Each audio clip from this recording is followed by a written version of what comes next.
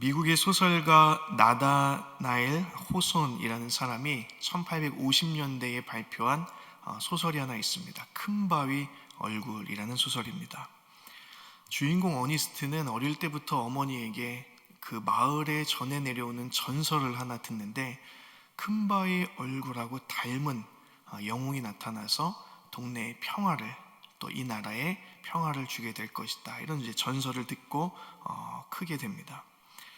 어니스트는 소망을 품고 이 사람을 매일 기다리면서 이 동네를 방문하는 사람마다 혹시 저 사람이 큰 바위 얼굴이 아닐까 이제 계속 체크를 하면서 기다립니다. 위대한 상인도, 또 엄청난 거부도, 또 전쟁 영웅, 위대한 정치가, 또 탁월한 시인까지 많은 사람을 만나보지만 결국 이 어니스트는 그 사람들에게 실망할 뿐 큰 기대, 또 큰 만족을 하지는 못합니다. 그런 사이 평범한 농부였던 이 어니스트는 나중에 사랑을 전하는, 또 복음을 전하는 어떤 설교자가 되게 돼서 계곡에서 이 마을 사람들을 위한 설교를 하면서 살아가게 됩니다. 어느 날 설교를 듣던 한 사람이 어니스트를 가리키면서 당신이 바로 큰 바위 얼굴과 닮은 사람이다, 이렇게 이제 가리키게 됩니다. 이때 어니스트는 극구 이 이야기를 거절하면서 나는 그런 사람이 절대 아니라고 하면서 집으로 돌아가고, 계속해서 이 어니스트는 큰 바위 얼굴을 닮은 사람을 기다리면서 삶을 살아간다는 게 이 소설의 이야기입니다. 어니스트는 큰 바위 얼굴을 기다렸지만 실제로는 자신의 마음속에 그 이상향을 그려놓고 목표로 삼고 살아가다 보니까 누구보다도 이 큰 바위 얼굴을 닮은 사람으로 성장해 갔던 겁니다. 오늘 본문은 이렇게 시작합니다. 너희 안에 이 마음을 품으라, 곧 그리스도 예수의 마음이니. 우리는 그리스도인이라면 이 마음을 품고 기다리면서 예수님을 점점 더 닮아가는 사람이 되어야 됩니다. 그러면 우리가 품고 닮아가야 될 그 예수님의 마음은 어떤 마음인가? 자, 오늘 5절과 6절의 말씀을 우리 다시 한번 한 목소리로 읽어보겠습니다. 우리 저녁 시간에 좀 졸려오실 수 있으니까 우리 큰 목소리로 5절과 6절 함께 읽습니다.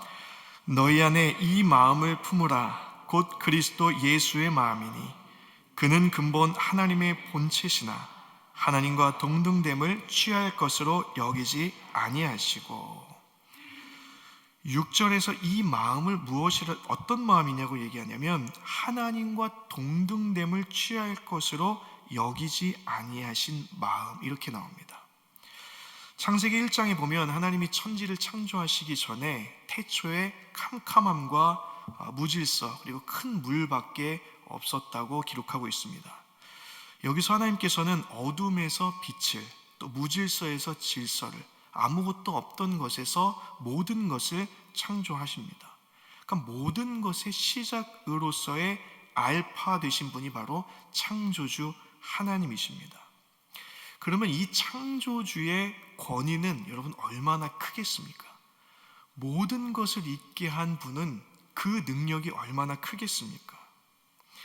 그런데 동등됨을 원하지 않으셨다는 것은 예수님께서 창조주이시면서 모든 것의 주인이자 통치자이시지만 자연스럽게 갖게 되시는 권위와 높은 위치를 포기하셨다는 겁니다.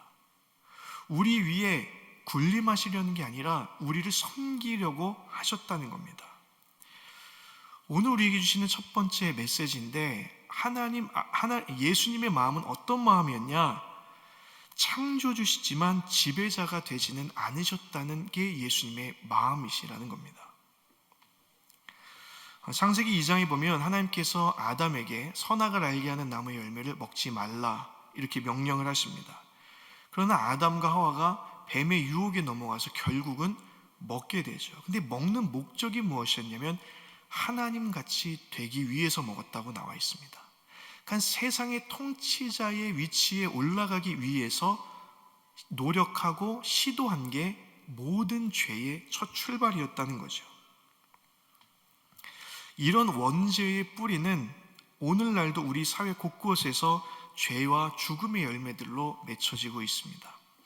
몇 년 전에 뉴스에서 논란이 됐던 하나의 사건이 있는데, 마포에서 일어났던 데이트 폭력 사망 사건이 있었습니다. 저도 그 뉴스를 보면서 CCTV를 보고 상당히 분개했던 적이 있었는데, 여러분, 사랑하는 사이로 출발했을 텐데 왜 이런 끔찍한 일이 벌어졌을까? 결국 지배자가 되려는 마음 때문이었을 겁니다. 누군가를 속박하고 또 자신을 무시한 것을 참지 못하고 결국 내가 우위에 있다는 것을 보여주고 과시하려다 보니까 이런 사망 사건에 이르게 된 것이죠. 여러분, 이것이 우리의 본능입니다. 사람은 누구나 이런 마음을 갖고 삽니다. 그러나 예수님은 창조주시지만 지배자가 되지 않겠다고, 오히려 너희를 섬기러 왔다고 하신 분이 예수님이라는 겁니다. 동등됨을 취할 것으로 여기지 않고 그 자리를 내려놓으셨다는 거죠. 여러분, 이게 얼마나 말도 안 되는 겸손이고 기적 같은 섬김입니까? 예수님의 마음이 이런 마음이라는 거예요. 사랑하는 여러분, 우리도 살면서 틈만 나면 다른 사람을 지배하고 군림하고 다른 사람 우위에 있으려고 노력하며 힘을 쓰며 살아갑니다. 나를 무시하면 절대 참지 못하고 선을 넘으면 절대 가만히 있지 못합니다. 가족 사이에서나 또 회사에서나 연인 사이라 할지라도 우위에 있으려고 하고, 또 교회 공동체 안에서도 나의 옳음을 늘 증명하려고 하는 게 우리의 본능입니다. 그러나 예수님은 가장 뛰어난 유일한 창조주시지만 지배자가 아닌 섬기는 자가 되겠다는 마음을 품으셨다는 겁니다. 저도 우리 모두가 누군가에 대해서 이런 마음 품고 살면 좋겠다 생각합니다. 좀 이해가 되지 않는 사람이 있어도 다 생각이 있어서 그럴 거야. 그리고 내가 다 모든 걸 알지 못하니까 내가 못 보는 면이 있을 거야. 이런 마음으로 출발을 해서 결국 나보다 남을 낮게 여기는 데까지 나아가는 그 마음이 예수님의 마음을 품고 사는 사람입니다. 저 여러분들이 이런 마음, 지배자가 아니라 섬기러 오신 예수님의 마음을 본받아서 다른 사람을 어떻게 하면 조금 더 섬길까, 내 것을 내려놓을까 고민하며 실천하며 사는 저 여러분의 삶이 되기를 예수님의 이름으로 축복합니다. 자, 두 번째는 오늘 7절의 말씀 우리 함께 읽어보겠습니다. 시작.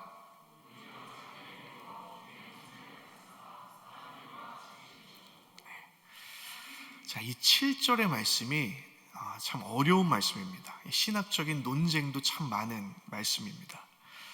많은 학자들 또 많은 목회자들이 도대체 자기를 비워 종의 형체를 갖는 게 도대체 뭐냐 많이 연구하고 많이 밝혀내려고 했습니다. 자기를 비운다는 게 뭐냐, emptied himself거든요. 도대체 스스로를 비워낸다는 게 도대체 뭐냐. 또 종의 형체, 여기서 종의 형체는 둘로스입니다. 노예를 가리키는 말이에요. 그러니까 노예의 형체를 가진다는 게 뭐냐, 많이 논란이 있었습니다. 그런데 사실 이걸 다 따질 필요가 없는 게 아주 심플합니다. 자기를 비워 종의 형체를 가지셨는데 그 과정은 우리가 알 수 없지만 결론이 뭐냐, 사람과 같이 되셨다는 겁니다. 사람이 되셨다는 거죠. 그러면 왜 예수님은 사람이 되셨을까? 제가 작년에 제가 미리 말씀드립니다. 다이어트를 하기 전에 작년에 어느 날 목이 뻐근한 거예요. 그래서 이제 정형외과 갔더니 엑스레이하고 초음파를 찍자고 했습니다. 다 이제 검사를 했는데 의사 선생님이 이런 진단을 하셨어요. 이제 나이에 맞는 퇴행이 오신 겁니다. 제가 최근에 들었던 가장 충격적인 말이었어요. 내가 퇴행이라니, 한 번도 그렇게 생각해 본 적이 없는데. 그러면서 더 심해지기 전에 이제 운동하시고 또 살도 좀 빼시고 하셔야 됩니다. 그래서 제가 지금 올해부터 운동하고 이제 살을 빼고 있는데, 제가 그 과정 속에서 직접 겪고 나니까 이해되는 게 있었어요. 왜 어르신들이 예전 같지 않다고, 요즘 막 다 결리고 한다고. 실제로 결리고 나니까 제가 잠을 잘 자는 사람이거든요. 잠을 못 자겠는 거예요. 막 어깨가 결리고 목이 결리고 허리가 아프니까 그렇게 잘 자던 잠이 안 오고, 잠이 안 오니까 일상이 망가지고, 그러다 보니까 스트레스가 높아지고 별의별 일이 다 생기는 거죠. 그러면서 제가 하나 깨달은 게 있습니다. 적어도 다른 건 아니어도 결리다, 어디 저린다, 이러한 이야기를 하시는 분들의 이야기를 들으면 공감이 되더라는 거예요. 왜냐면 저도 경험해 봤기 때문에, 아, 그러시구나, 찌릿찌릿하시구나, 잠 못 주무시죠, 힘드시죠, 이런 얘기를 이제 할 수 있었던 거죠. 왜 예수님이 우리와 같은 사람이 되셨을까? 아마 저는 우리를 이해하고 공감하고 함께 하고 싶으셨기 때문이 아닌가, 이런 생각이 들었습니다. 내가 주님 저 아파요 이러면, 내가 너 얼마나 아픈지 나도 알아. 주님 저 슬퍼요 그러면, 그래 내가 너 얼마나 슬픈지 알아. 주님 제가 오늘 너무 기뻐요 그럼, 내가 너 왜 벅차오르는지 나도 알 것 같아. 이렇게 공감해 주시기 위해서 오신 게 아닌가. 여러분, 하늘에만 있는, 또 신화 속에만 있는 또 이방신들이 감히 이런 공감을 할 필요가 있겠습니까? 할 필요도 없지만 할 수 있는 신도 없는 거죠. 근데 이런 공감을 하신 분이 바로 예수님이라는 겁니다. 오늘 우리에게 주시는 두 번째 메시지, 예수님의 마음은 어떤 마음인가? 같이 울고 웃고 싶으셔서 우리와 같이 되신 마음입니다. 우리의 모든 것을 이해하고 공감하시기 위해서 우리처럼 되신 거죠. 제가 언젠가도 말씀드린 적이 있는데, 정한조 목사님이라는 분이 이 부분을 이렇게 해설을 하셨어요. 주님은 남의 마구간에 태어나 구유에 누우셨습니다. 그래서 가난한 사람의 마음을 아십니다. 또한 예수님의 직업이 목수였습니다. 그래서 현대인들의 고달픈 직장 생활에 대해서도 아십니다. 예수님도 피곤에 지쳐서 태풍이 치는 배 위에서 깊이 잠이 드신 경험이 있으십니다.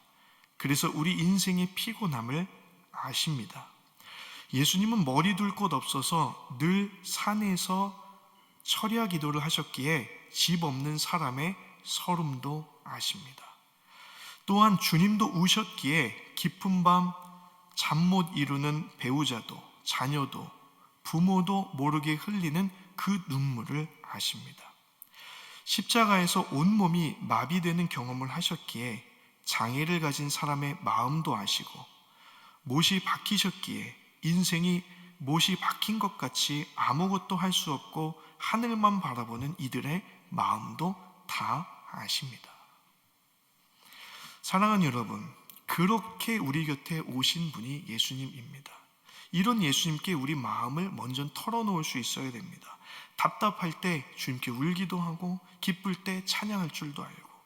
그러나 동시에 이분을 믿는 우리, 이 그리스도의 마음을 품은 우리는 누군가와 같이 울어주고 웃어주는 사람도 되어야 됩니다. 다른 사람이 아파하는데 무시하지 않고, 또 다른 사람이 축하받을 일과 기뻐할 일에 자존심 상한다고 참여하지 않는 것은 우리가 예수님의 마음을 품고 사는 게 아닙니다. 힘든 사람 있으면 왜 힘드냐고 묻는 것에서 시작해야 되고, 기뻐하는 사람이 있으면 같이 웃어주고 박수 쳐줄 수 있는 것이 예수님의 마음인 겁니다. 저와 여러분이, 저는 이런 마음 품고 살았으면 좋겠습니다. 멋있는 겁니다. 울 때 울어주고 기뻐할 때 같이 기뻐해주고. 보통 우리가 반대로 살아가죠. 누구 힘들어하면 뒤에서 기뻐하고, 누구 기뻐하면 인상 팍 쓰고. 그게 아니라 반대로 살아가는 게 아니라 예수님처럼 살자는 거죠. 이런 마음 품고 살아갈 수 있는 저 여러분 되시기를 주님의 이름으로 축복합니다. 이제 마지막으로 결론이에요. 오늘 8절 말씀입니다. 우리 8절 말씀 함께 읽겠습니다. 사람의 모양으로 나타나사 자기를 낮추시고 죽기까지 복종하셨으니 곧 십자가에 죽으심이라. 예수님의 낮아지심의 결론은 십자가의 죽으심이라예요. 근데 이 십자가의 죽으심이라는 것을 이해하려면 그 당시 사도 바울 당시 로마에 잘 알려진 우정에 관한 이야기를 우리가 좀 살펴봐야 됩니다. 다몬과 핀티아스의 우정이라는 전설이 그 당시에 있었어요. 근데 이것이 왜 유명했냐면 피타고라스 학파, 그 당시에 로마 철학의 한 주류였던 피타고라스 학파의 이상, 이것이 이상형이다. 사람은 배워서 결국 이렇게 돼야 된다라고 그 이상향을 제시하는 이야기로 이 전설이 쓰였기 때문입니다. 그러니까 모든 배움은 결국 이런 사람이 되기 위함이다라는 거죠. 근데 그 이야기가 뭐냐? 간단합니다. 우리나라에도 비슷한 얘기가 있을 수 있는데 BC 4세기경에 두 철학자 다몬과 핀티아스가 이 옆 나라인 시라큐스라는 나라를 방문한 거예요. 근데 그 나라의 독재자였던 디오니소스 1세를 비판합니다. 그래서 일이 점점 커져가지고 감옥에 갇혔다가 사형 선고를 받게 돼요. 왕을 비난했다는 이유로 사형 선고를 받습니다. 그래서 이 핀티아스가 가족들과 작별 인사를 좀 나누게 해주십시오. 근데 처음엔 허락을 안 해요. 그때 친구 다몬이 내가 대신 감옥에 있을 테니까 보내주십시오. 만약에 이 친구가 돌아오지 않으면 제가 대신 죽겠습니다. 이렇게 이제 약속을 하죠. 근데 그 날까지 이 핀티아스가 돌아오지 않았던 거예요. 그래서 다몬의 사형 집행이 진행이 됩니다. 사형 집행 바로 직전에 이 핀티아스가 돌아오게 돼요. 극적으로. 그래서 이 일 때문에 감동을 받은 이 디오니소스 1세가 이 우정은 대단하다. 이게 바로 인류애이다. 멋있는 것이다. 이렇게 해서 다 이제 사면을 해준 이야기입니다. 그럼 바울 당시 이런 철학 가르침에도 다른 일을 위해서 목숨을 바치는 것 숭고한 일이라고 여겼어요. 그런데 바울은 그 정도를 얘기하는 게 아닙니다. 이미 로마서 5장에서도 이런 얘기를 했어요. 의인을 위하여 죽는 자가 쉽지 않고 선인을 위하여 용감히 죽는 자가 혹 있거니와 우리가 아직 죄인 되었을 때에 그리스도께서 우리를 위하여 죽으심으로 하나님께서 우리에 대한 자기의 사랑을 확증하셨느니라. 그럼 바울이 얘기하는 건 누군가를 위해서 대신 손해볼 수 있는 마음 정도가 아니라는 거죠. 앞서 제가 말씀드린 이 우정 이야기는 다행히도 친구가 돌아와서 해피엔딩으로 끝났어요. 이 이야기가 용기 있고 숭고한 이유는 피해를 감수한 우정 때문이었죠. 그런데 여러분, 정말 대신 죽어서 다른 사람을 살렸다면 여러분, 도대체 이것은 얼마나 숭고한 사랑인 겁니까? 그것도 창조주께서, 앞에서 바울이 지금 창조주라고 얘기했잖아요. 창조주께서 그런 일을 하셨다. 최악의 사형틀인 십자가에 죽으셨다. 그것도 죄인, 원래 죽어 마땅한 죄인을 위해 죽으셨다. 그러면 이 사랑이, 이 낮아짐이 도대체 얼마나 위대한가라는 것을 지금 사도 바울이 얘기하는 거죠. 사람의 모양으로 나타나서 자기를 낮추시고 죽기까지 복종하셨으니 십자가에 죽으심이라. 이게 예수님의 마음의 핵심이라는 거예요. 오늘 우리에게 주시는 마지막 세 번째 메시지는 예수님의 마음이 어떤 마음이냐? 대신 살려달라고 십자가에 달리신 마음이라는 겁니다. 그 높은 분이. 사랑하는 여러분, 나는 죽어도 좋으니까, 나는 욕먹어도 좋으니까, 나는 손해 받아도 좋으니까 다른 사람이 유익하도록 하라. 여러분, 이게 얼마나 어렵습니까? 그런데 이게 예수님의 마음이라는 거예요. 우리가 때때로 누군가를 용서하지 못하거나 또 때로 누군가를 공격하거나 참지 못하고 품어주지 못한다는 것. 여러분, 이렇게 낮아지신 예수님의 마음을 품은 사람이 어떻게 이런 일들을 우리가 할 수 있겠습니까? 송구스러워서 민망해서 사실은 할 수가 없어야 되는 게 정상이라는 거죠. 이 빌립보 교회 안에 이미 앞서 말씀드렸듯이 다투고 비방하고 갈라지고, 그 결론으로 바울이 얘기하는 겁니다. 예수 그리스도의 마음을 품은 사람은 결코 그럴 수 없다라는 겁니다. 그 예수님의 마음이 내 마음에 있는데 어떻게 손해본다고 도리어 더 공격하고, 나를 오해한다고 되갚아주고, 내가 인정받지 못한다고 화낼 수 있겠느냐? 모든 걸 내려놓고 모든 사람들을 품어내야 되지 않겠느냐, 이런 얘기를 하고 있는 것이죠. 말씀을 마무리하면서 그럼 어떻게 이 마음 품을 수 있을까? 사도 바울은 오늘 본문 끝부분에 찬양시로 오늘 본문을 마무리하고 있습니다. 우리는 그렇게 살아갈 수 없어요. 그러나 그 삶의 출발은 그렇게 사신 예수님을 찬양하는 것에서부터 시작한다는 것입니다.